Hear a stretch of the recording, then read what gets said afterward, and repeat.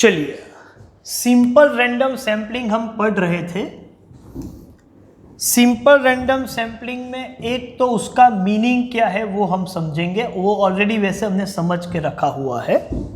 Simple random sampling ये जो method है उसका मीनिंग ये है कि in this method each and every unit of population has got equal and independent chance of being selected in sample।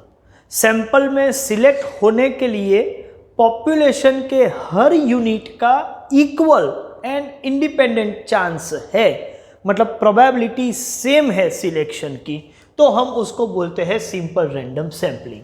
तो ये था उसका मीनिंग, जिसमें इंपॉर्टेंट वर्ड है equal and independent chance of being selected is simple random sampling। ये जो simple random sampling है उसका जो प्रोसेस है, मतलब उसके लिए दो टेक्निक काम कर रही है। मीनिंग है कि सिंपल रैंडम सैंपलिंग क्या है, तो सिंपल रैंडम सैंपलिंग है each and every unit of population has got equal and independent chance of being selected as sample, is called simple random sampling. In simple random sampling, two techniques are there। एक है simple random sampling with replacement और दूसरी technique है simple random sampling without replacement. In simple random sampling, where once unit is selected as sample will be replaced back in population, then it becomes simple random sampling with replacement before selecting another unit। And if once unit is selected is not replaced back in population before selecting another unit, then it is called simple random sampling without replacement।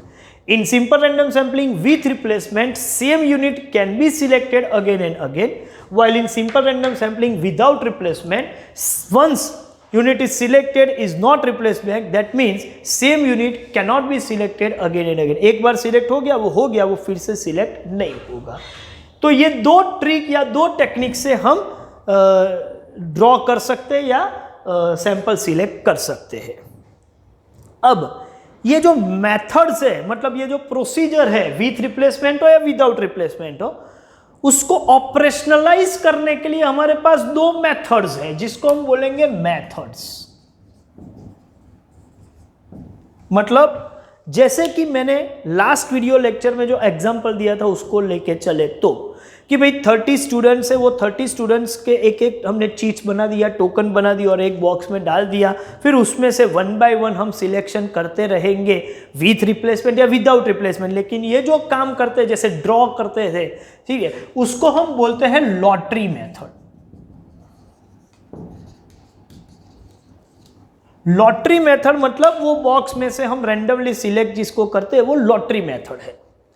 और ये method useful है, लेकिन ये method की एक limitation है कि जब पॉपुलेशन का साइज बहुत ज़्यादा होगा, 30 स्टूडेंट, 50 स्टूडेंट, 100 स्टूडेंट्स, ठीक है, लेकिन मान लीजिए कि 5 लाख यूनिट का पॉपुलेशन है जिसमें से 50,000 यूनिट का सैंपल लेना हो, तो सेंस नहीं बनेगा कि हम इतने सारे टोकन्स लाएंगे और सब वो बक्से में रखेंगे और शफल करके 1 2 3 करके 50,000 यूनिट का सिलेक्शन करना। It's a very difficult. और 5 लाख यूनिट के टोकन बनाने, दैट मीन्स जब प्रोसीजर आपको कॉम्प्लिकेटेड लगे, मतलब कि पॉपुलेशन का साइज बहुत ज़्यादा है और सैंपल का साइज बहुत ज़्यादा है, तो उस वक्त ये लॉटरी मेथड यूजफुल नहीं है।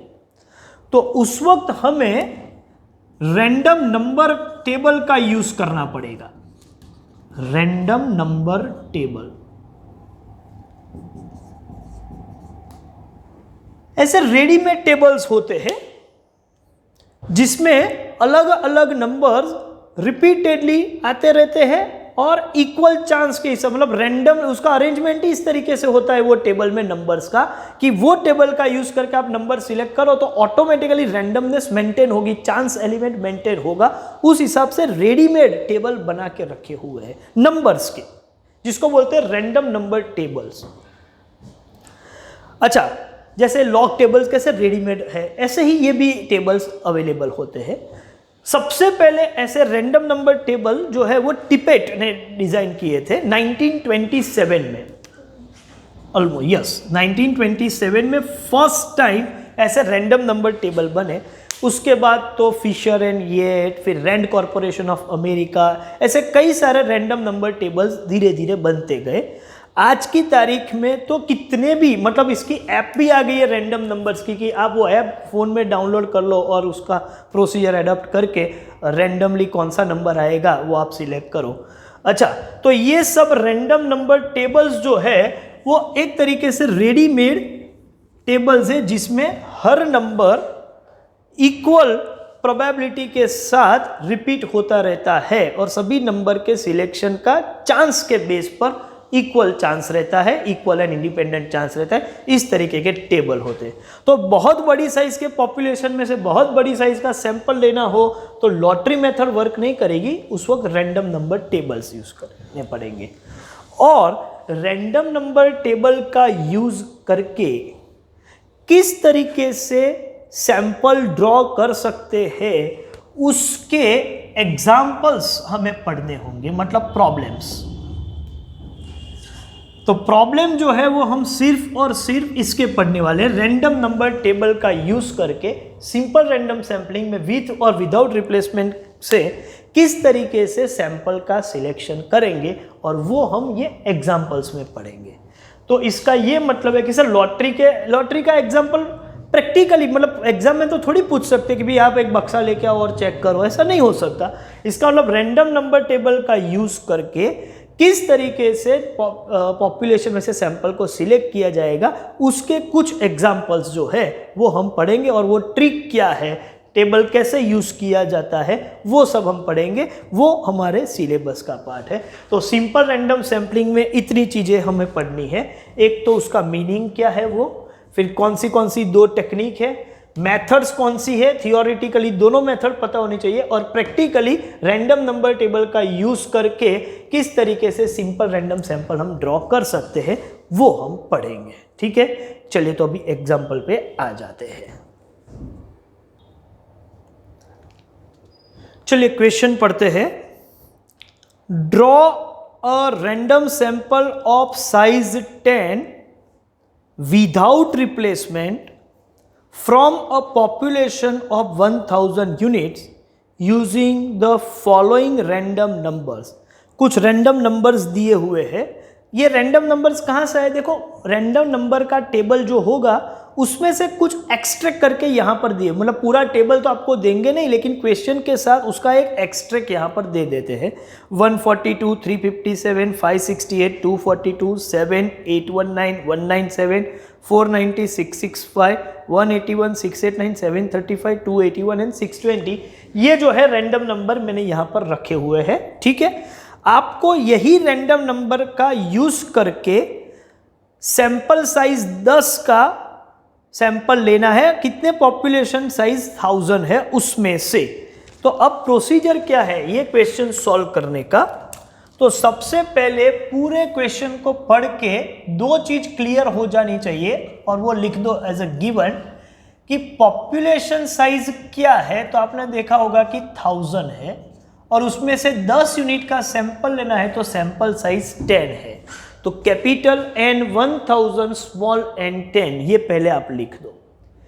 इसके बाद 1000 यूनिट के जो पॉपुलेशन है, मतलब इसका आपको सैंपलिंग फ्रेम तो पता होना चाहिए कि 1 नंबर, सपोज मेरा रैंडम नंबर टेबल से मैंने 20 नंबर का यूनिट सिलेक्ट किया, तो 20 के अगेंस्ट सैंपलिंग फ्रेम में कौन है वो तो पता होना चाहिए। इसका मतलब मुझे सैंपलिंग फ्रेम डिजाइन करनी पड़ेगी।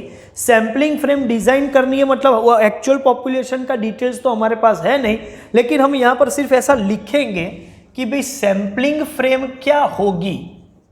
सैंपलिंग फ्रेम, तो सबसे पहला जो यूनिट होगा उसको 0001, क्योंकि ये 4 डिजिट है ना, तो मैं 4 डिजिट 0001, 0002, फिर 0003, ऐसे करते कहां तक सैंपलिंग फ्रेम चलेगी, 1000 सीरियल नंबर मुझे देने पड़ेंगे। सपोज 3 डिजिट होगा तो 001, 002, ऐसा करके मैं 100 ऐसा लिख दूंगा। मतलब 3 डिजिट है तो इस तरीके से सीरियल नंबर दो, 4 डिजिट है तो इस तरीके से, 2 डिजिट है तो 1, 2, 3 अप टू 90। ठीक है, तो इस हिसाब से आपको जाना है। तो समझ के चलिए सैम्पलिंग फ्रेम ऐसे फॉर्मेलिटी के लिए भी लिखनी पड़ेगी, तो हम सैम्पलिंग फ्रेम लिख देते हैं 1 2 3 अप टू 1000। इसके बाद टाइप ऑफ सैम्पलिंग क्या है? टाइप ऑफ सैम्पलिंग मतलब सिंपल रैंडम सैम्पलिंग तो है, लेकिन उसमें विथ रिप्लेसमेंट है या विदाउट है, तो यहां पर बोला गया है कि विदाउट रिप्लेसमेंट। तो ये चीजें पहले लिख दो। विदाउट रिप्लेसमेंट है, इसका मतलब सेम यूनिट फिर से सिलेक्ट नहीं करना है। यदि रैंडम नंबर में वो यूनिट आ भी जाए तो भी फिर से सिलेक्ट नहीं करेंगे। तो पहले तो आपको ये चीजें लिख लेनी पड़ेगी। कोई भी क्वेश्चन हो तो गिवन में capital N, small N, sampling frame इसके हिसाब से इस तरीके से लिखेंगे। टाइप ऑफ सैम्पलिंग विथ हो तो विथ, विदाउट हो तो विदाउट, जो भी है उस हिसाब से आपको जाना है। अब रिक्वायरमेंट क्या है? रिक्वायरमेंट है सिलेक्शन ऑफ सैंपल। ठीक है, तो सैंपल का सिलेक्शन करना है तो कितने सैंपल लेने? 10 सैंपल लेने हैं। तो मैं यहां पर पहले से लिख दूं कि सैंपल नंबर 1 2 3 4 5 6 7 8 9 एंड 10। और सैंपल नंबर के बाद फर्स्ट सैंपल कौन सा होगा? तो सैंपलिंग फ्रेम का कौन सा यूनिट, मतलब number of unit from sampling frame. Okay,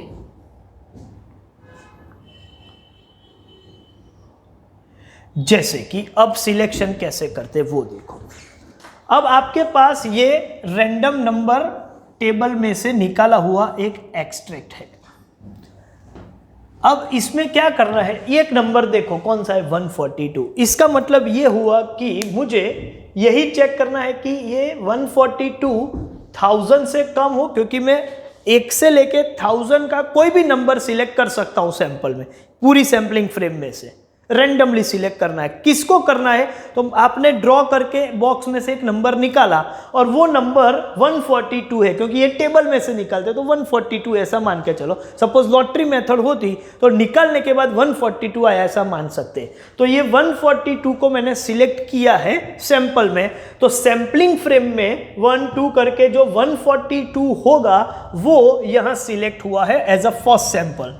तो number of unit from sampling frame, कौन सा नंबर है सैंपलिंग फ्रेम में? जिसका नंबर 142 है वो as a first sample select हुआ।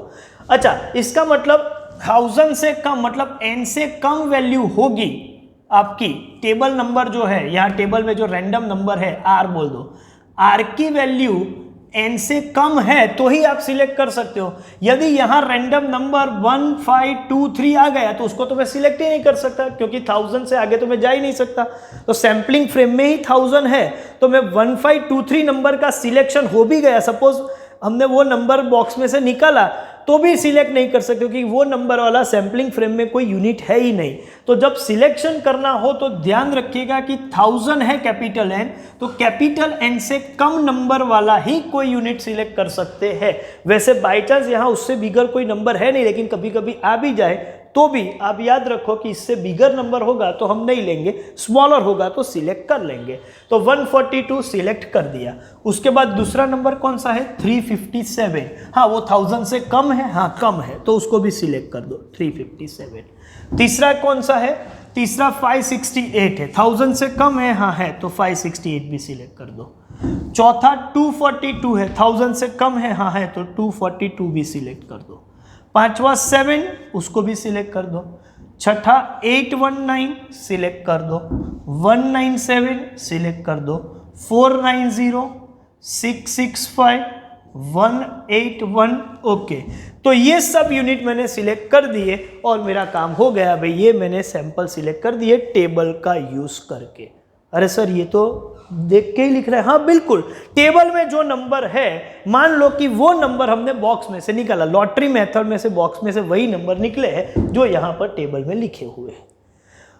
हाँ, लेकिन कोई ऐसा नंबर निकल जाए जो 1000 से ज्यादा हो तो उसको स्किप कर देंगे। कोई नंबर 2 बार निकले, मतलब यहाँ नंबर 2 बार निकले लेकिन पैटर्न विदाउट रिप्लेसमेंट हो तो दूसरी बार निकले उसको छोड़ दो, हम आगे बढ़ जाएंगे। मतलब यहाँ रिपीट हो रहा है, सपोज 142 आगे फिर से यहाँ पर 240 142 फिर से आया होता तो मैं उसको नहीं लेता, क्योंकि विदाउट रिप्लेसमेंट है, सेम यूनिट फिर से सिलेक्ट नहीं कर सकते, छोड़ देंगे, आगे बढ़ जाएंगे।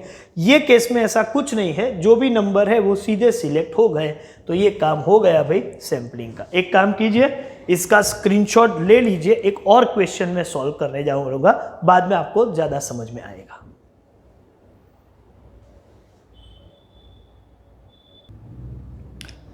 चलिए देखते हैं क्वेश्चन नंबर 4 स्टडी मटेरियल में रेफरेंस के लिए। 4th question, draw a random sample of size 10 with replacement. With replacement का मतलब है कि सेम यूनिट फिर से सिलेक्ट कर सकते हैं। From a population of 90 units using following 15 random numbers. कौन से रैंडम नंबर है? 3, 4, 13, 4, 65, ये 15 रैंडम नंबर्स मैंने यहाँ पर रखे हुए हैं, जो स्टडी मटेरियल में भी है, स्क्रीन पर भी आपको दिखाई दे रहे हैं। तो इन्हीं रैंडम नंबर का यूज करके आपको 10 की साइज का सैंपल निकालना है। पॉपुलेशन साइज 90 है, तो प्रॉपरली ध्यान दीजिए। तो गिवन में सबसे पहले हम क्या लिखेंगे? तो population size capital N is 90 and small n मतलब सैंपल साइज इज 10। उसके बाद सैंपलिंग फ्रेम क्या होगी? सैंपलिंग फ्रेम होगी 90 तक लाना है, मतलब 1 2 3 अप टू 90। 2 डिजिट है तो 01 02 इस तरीके से लिखेंगे। ओके, टाइप ऑफ सैंपलिंग क्या है? तो टाइप ऑफ सैंपलिंग है विथ रिप्लेसमेंट, और आपको मालूम है विथ रिप्लेसमेंट का मतलब ही होता है कि सेम यूनिट आप फिर से भी सिलेक्ट कर सकते हो। ओके, अब हमें सैंपल का सिलेक्शन करना है, तो required is selection of sample. कितने? 10 सैंपल लेने हैं, तो सैंपल नंबर 1 से लेके 10 तक 1 2 3 4 5 6 7 8 9 एंड 10। और कौन सा सैंपल नंबर 1 पे कौन होगा? तो वो रैंडम नंबर टेबल पर से सिलेक्ट करेंगे। तो number of units from sampling frame, मतलब सैंपलिंग फ्रेम का कौन सा यूनिट सैंपल में आएगा वो देखेंगे।